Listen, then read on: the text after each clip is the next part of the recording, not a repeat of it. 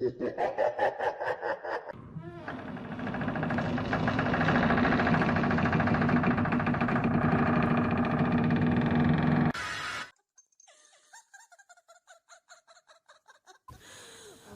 दोस्तों, आप सभी का एक बार फिर से स्वागत है मेरे इस चैनल पर।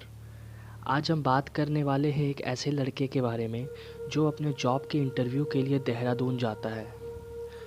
तो आइए दोस्तों, बिना टाइम वेस्ट किए शुरू करते हैं आज की कहानी।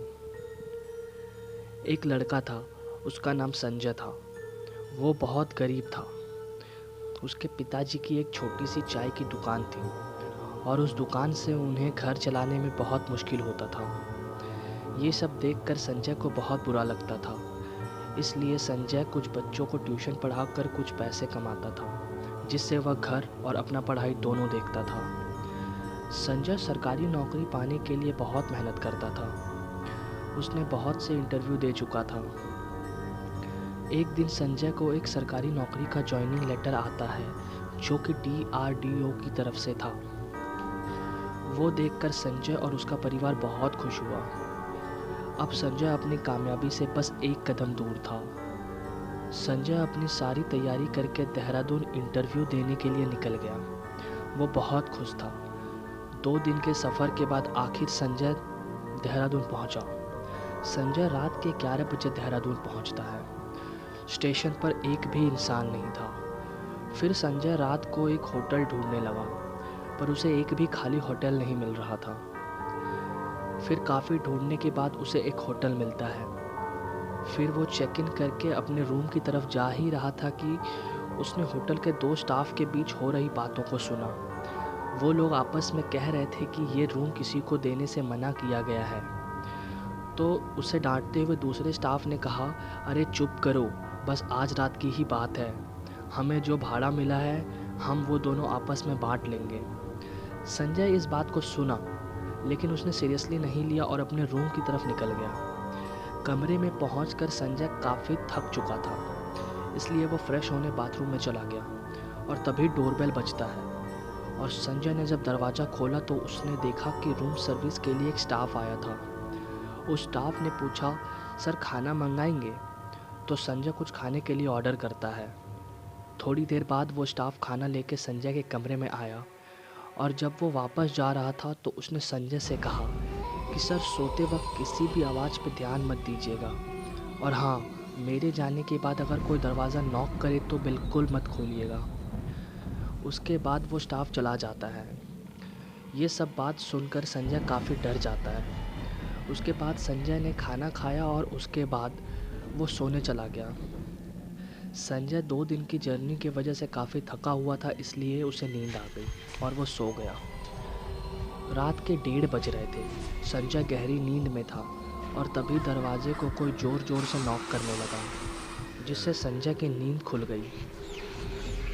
उसने पूछा कौन है, पर उधर से कोई जवाब नहीं आ रहा था। फिर संजय दरवाज़ा खोलने जाता है। अचानक से उसे उस स्टाफ की बात याद आ जाती है। संजय ने दरवाज़ा नहीं खोला।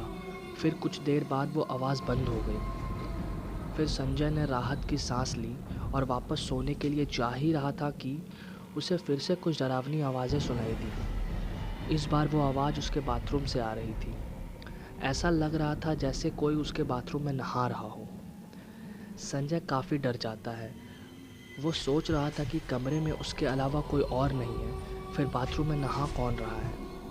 फिर धीरे धीरे वो आगे बढ़ा और बाथरूम का दरवाज़ा खोला तो उसने देखा कि बाथरूम में नल खुला रह गया था और देखने में ऐसा लग रहा था जैसे उस रूम से अभी अभी कोई नहा कर निकला हो।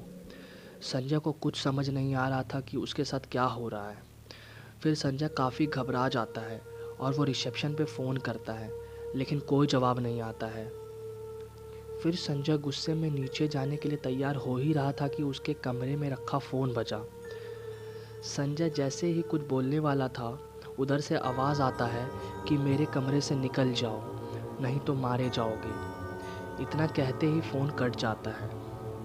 ये सब सुनकर संजय काफ़ी डर जाता है कि अचानक से दरवाजे को फिर से कोई नॉक करने लगता है।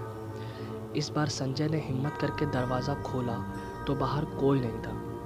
फिर संजय को लगा कि शायद कोई जानबूझकर उसके साथ ऐसा मजाक कर रहा है। फिर संजय ने फैसला किया कि वो इसका कंप्लेन करेगा और वो रिसेप्शन की ओर गया, लेकिन वहाँ पर कोई नहीं था। फिर संजय ने आवाज़ लगाया, कोई है यहाँ पर? लेकिन उसे कोई जवाब नहीं मिला। संजय उस होटल के तीसरी मंजिल पर रहता था। फिर संजय डरते हुए वापस अपने कमरे की तरफ गया। जैसे ही उसने अपने कमरे का दरवाज़ा खोला, उसने देखा कि खिड़की पे कोई बैठा है, और जैसे ही संजय ने दरवाज़ा खोला, वो वहाँ से कूद गया। संजय चिल्लाते हुए खिड़की के नीचे देखा तो वहाँ कोई नहीं था। संजय समझ गया था कि अब वो बहुत बड़ी मुसीबत में फंस चुका है। फिर संजय ने फैसला किया कि कुछ और मुसीबत आए उससे पहले वो होटल छोड़कर निकल गया, और पूरी रात उसने डरते और कांपते हुए प्लेटफॉर्म पे बिताई। तो दोस्तों, ये थी संजय की कहानी। अगर आपको हमारी ये कहानी पसंद आई तो वीडियो को लाइक करें और चैनल को सब्सक्राइब करें।